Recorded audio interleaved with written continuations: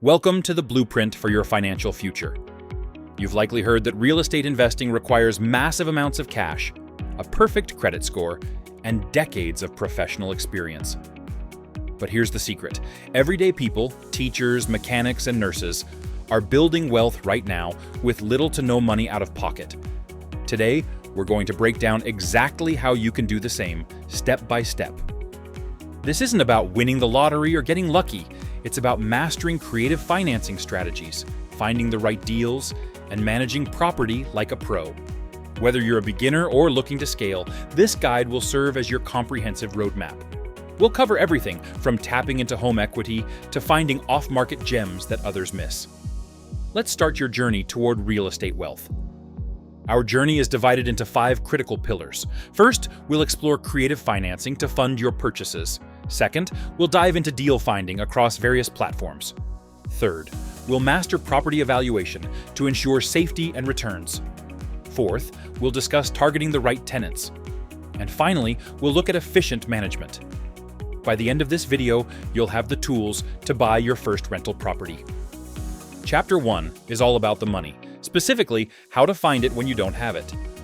Creative financing is the engine of the no money down strategy. We'll be looking at HELOCs, credit lines, collateral loans, the famous BRRR method, and wholesaling. Each of these strategies allows you to leverage existing assets or skills to acquire property without needing a massive savings account for a down payment. Let's start with the HELOC, or home equity line of credit. Think of this as a revolving line of credit, similar to a credit card, but secured by the equity in your own home. Because it's secured by real estate, the interest rates are typically much lower than personal loans or credit cards. You only borrow what you need, making it a flexible and powerful tool for a down payment. To qualify for a HELOC, banks generally look for a few key requirements. First, you need to own a home with at least 15 to 20% equity. Second, a decent credit score, usually 620 or higher, is expected. Finally, you'll need to provide standard income documentation to prove you can handle the repayments. It's a straightforward way to turn your primary residence into an investment engine. Imagine your home is worth $250,000 and you owe $180,000. That leaves you with $70,000 in equity. A bank might issue a $40,000 HELOC. You could use $25,000 for a rental down payment and $10,000 for renovations. Once you refinance the rental later, you pay back the HELOC and move on to the next deal. Next, we have credit lines, which can be either personal or business related. A personal line usually requires a strong credit score of 680 plus and stable income. Business lines are great if you have an LLC and a solid business plan. The beauty of these is the ability to borrow up to a limit, repay, and then reuse that capital for your next project immediately. One pro tip for using credit lines is looking for banks that offer introductory 0% APR periods. These are absolutely fantastic for quick rehab projects. You can fund your repairs using the credit line at no interest for 6 to 12 months. Finish the work, refinance into a long-term loan, and pay off the credit line before the interest ever kicks in. It's a high-leverage move. Take Lisa, for example. She secured a $20,000 business credit line for her LLC. She used $12,000 of that to renovate a distressed duplex she found. Within just 8 months, she finished the work, refinanced the property based on its new value, paid back the credit line in full, and now enjoys a consistent cash flow of $400 every single month. Collateral loans offer another path. These are secured by valuable assets you already own outright, such as a car, jewelry, or even land. Lenders will typically loan you 50 to 70% of the asset's appraised value.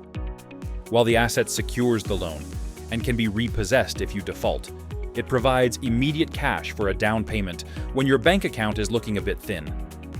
Let's look at Mike's story.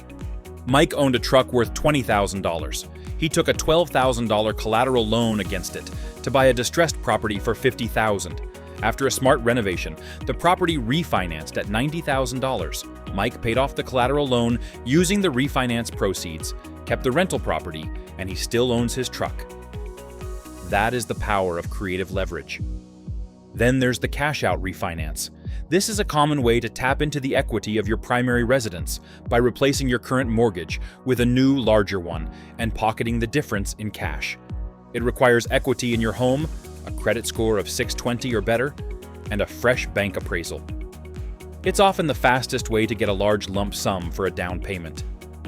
For instance, if your house is valued at $220,000 and you owe $150,000 on the mortgage, you might take out a new loan for $180,000. You'd receive $30,000 in cash at closing. This $30,000 could be the 20% down payment on a $150,000 duplex, effectively starting your rental portfolio with home equity. Now, let's talk about the BRR method: buy, rehab, rent, refinance, repeat. This is the gold standard for scaling a portfolio with limited cash. You find an undervalued property, fund the repairs through credit or a private lender, rent it out to prove cash flow, and then refinance based on the new, higher value. This allows you to pull your original capital back out to use again. Kelly used this perfectly. She bought a distressed home for $70,000 and spent $20,000 on renovations. After the work was done, the property appraised for $140,000. She refinanced at 75%, pulling out $105,000. This paid back her purchase and renovation costs entirely, leaving her with a cash-flowing rental and all her original money ready for the next one. Finally, there's wholesaling. This requires minimal cash, usually just a small amount of earnest money, but high negotiation skills. Your job is to find a distressed property, put it under contract at a deep discount, and then sell that contract to another investor for an assignment fee. You never actually close on the house yourself.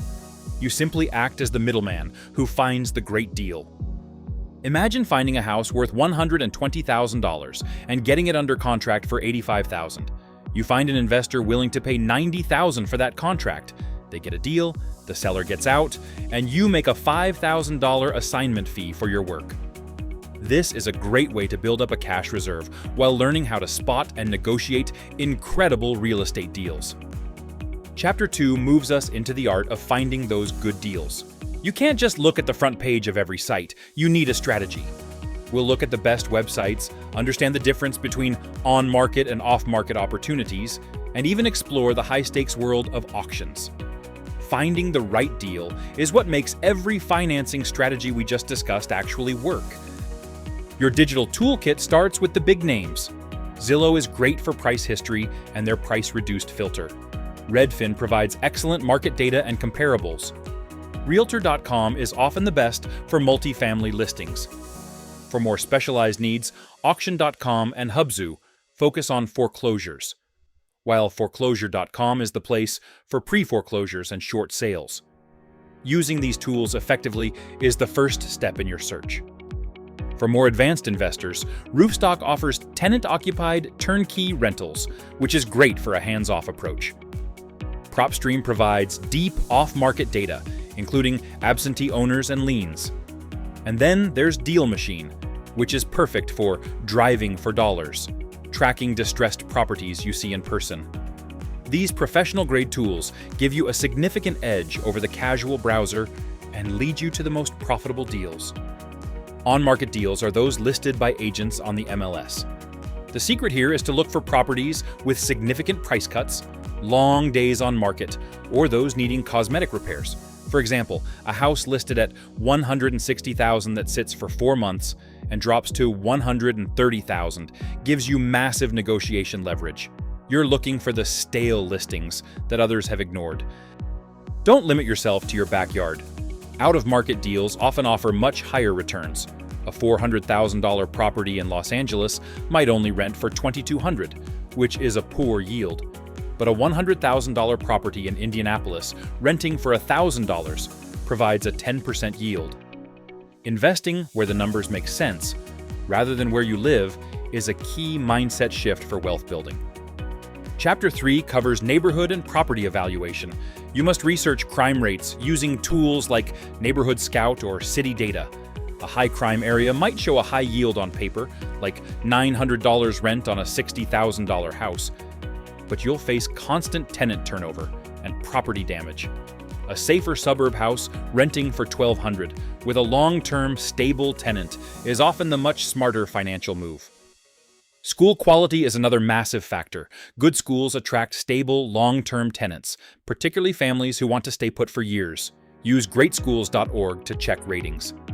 Data shows that a house in an 8 out of 10 school district can often rent for 20% more than an identical house in a 4 out of 10 district. Investing in education quality is a direct investment in your rental's long-term stability. Properties are generally categorized into 4 classes. Class A are new, luxury builds with low risk but lower returns. Class B are solid, middle-class homes with a great balance of risk and reward. Class C are older, working-class properties with higher returns but more maintenance issues. Class D are low-income, high-risk areas with high turnover. Most successful first-time investors find their sweet spot in Class B or C properties. Chapter 4 focuses on your tenants and rental income. You need to know who you're renting to. Families are usually long-term, while young professionals may pay a premium for upgrades. College students often rent by the room, which can increase total income, and Section 8 tenants offer government-guaranteed payments. Understanding these categories helps you tailor your property and your expectations for monthly rent and vacancy rates. Tenant screening is your best defense against future headaches. You should look for an income that is at least 3 times the monthly rent.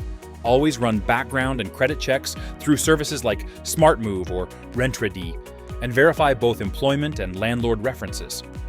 For example, a nurse with 5 years at the same hospital is a much stronger candidate than a part-time worker who changes jobs every few months. Finally, you must decide how to manage your rental. Self-management lets you keep 100% of the rent, but requires you to handle every late-night call and learn the local laws. A property management company handles everything for a fee of 8 to 12%. This is the first step into real estate wealth. Your first rental isn't just a house, it's the foundation of your long-term financial freedom. You've now seen the blueprint for real estate wealth. From creative financing like HELOCs and BRRRR to finding the right deals and screening stable tenants, you have the knowledge to take your first step.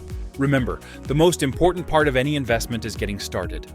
Your first rental property is waiting for you. Take that step today and begin building the long-term wealth you deserve.